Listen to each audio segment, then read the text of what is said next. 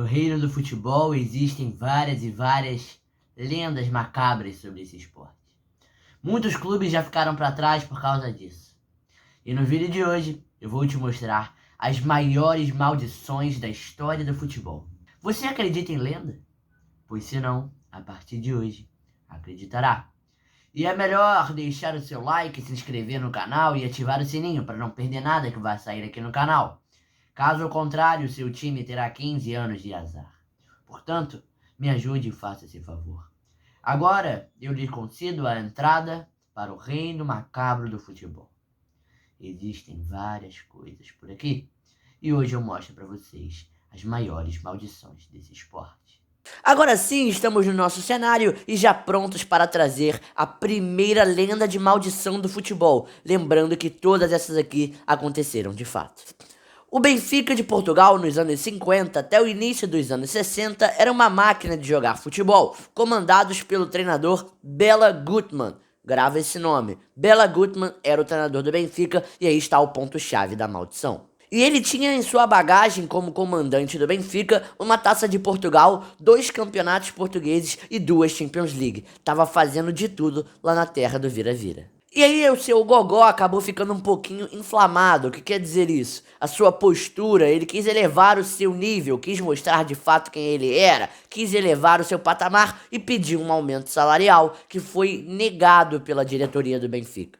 E aí, negociação vai, negociação vem, o Benfica realmente não mudou de opinião e os diretores bateram o martelo, sem aumento salarial, sem Bela Gutmann, que fez as malas e foi embora da terra dos portugueses. Mas antes de pegar o seu voo para ir embora de vez daquela terra com que ele diz ter horror depois de tudo que aconteceu, simplesmente ele fez uma certa profecia, que o Benfica ficará 100 anos sem ganhar nenhum título internacional. Vai conquistar apenas coisas dentro do solo português, mas não conquistará nenhum título europeu ou até intercontinental. De lá pra cá foram 8 finais e 60 anos já se passaram, e nada de título ao Benfica. Realmente 8 decisões que Bela Gutmann assombrou de lá pra cá a torcida vermelha. E é claro que se você vai falar de um vídeo como esse, não pode faltar o símbolo do futebol brasileiro, que é o Clube de Regatas Vasco da Gama. Em 1937, o Gigante da Colina se atrasou em mais de 1h30 para uma partida, logo poderia facilmente perder por WO. E o modesto Andaraí, que era o seu adversário da época, não quis entrar com o pedido de WO e esperou o Vasco chegar a mais de 2 horas do início da partida. Um grande gesto de fair play, mas acabou como uma assombração e eu te explico por quê.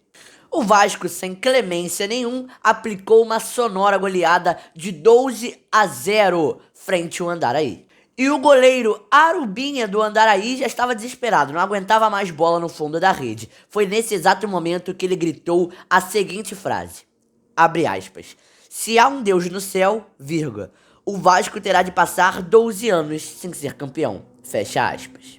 E aí surgiram várias hipóteses dessa história. Tinha gente que rezava a lenda. Arubinha enterrou um sapo em São Januário e o próprio goleiro já desmentiu esse fato. E aí os jogadores do Vasco naquela hora nem se ligavam, que coisa bobeirol, isso aí não vale pra nada. Mas se passaram alguns anos e nada de título pro Gigante da Colina. A situação em São Januário começou a ficar apertada e aquilo ali virou o maior pesadelo do clube na época. Os dirigentes do clube, então, na época, olha que bizarro. Os dirigentes do Vasco ofereceram dinheiro para que Arubinha retirasse suas palavras e assim o Vasco pudesse voltar ao caminho dos títulos. Se o goleirão recusou o cash money oferecido pelo Vasco da Gama, a ideia então era a seguinte, vamos escavar todo o gramado de São Januário até achar esse bendito sapo. Mas como eu disse, não tinha sapo nenhum, o goleiro nem sequer abriu um buraco para jogar um sapinho ali dentro. E essa maldição assombrou tanto o Vasco que ele passou não 12, mas 11 anos sem conquistar o título. E ainda hoje os mais sábios dizem que a profecia só não se cumpriu de 12 anos porque o Arubinha não enterrou o sapo, apenas tentou profetizar com suas palavras. Que maldição bizarra. Na época vai dizer que o torcedor do Vascaíno não ficou com medo.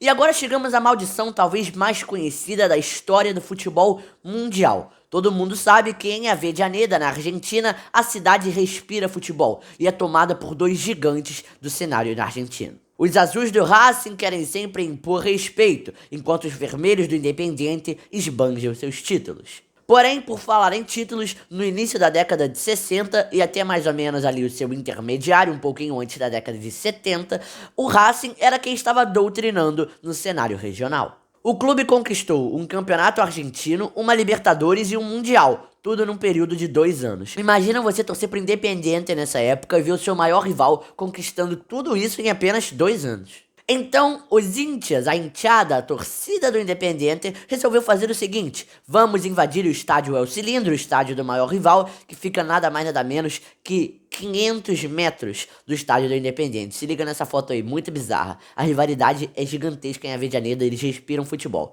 Olha a diferença de um estádio para outro. E foi como eu disse, esses torcedores do Independiente organizaram uma invasão sigilosa para que ninguém soubesse o que estava acontecendo ali. Esse negócio de lenda, de terror, de macabro, assombração, é tudo 3 horas da manhã. E reza essa lenda que às 3 horas da manhã, torcedores do Independiente colocaram 7 corpos de gatos mortos sob o gol de uma das tribunas do estádio El Cilindro. E desde esse dia, os goleiros do Racing vivem um pesadelo tremendo quando vai jogar nesse lado do campo. É sempre uma insegurança absurda. Até porque a maioria dos frangos da história do clube aconteceram desse lado. E frangos bizarros, frangos épicos. Parece que realmente tem uma força maior ali que impede o goleiro de segurar. E aí acabou vazando na mídia que os torcedores do Independiente tinham feito essa mandinga pra cima do maior rival. Logo, os torcedores do Racing foram preparar uma escavação no campo.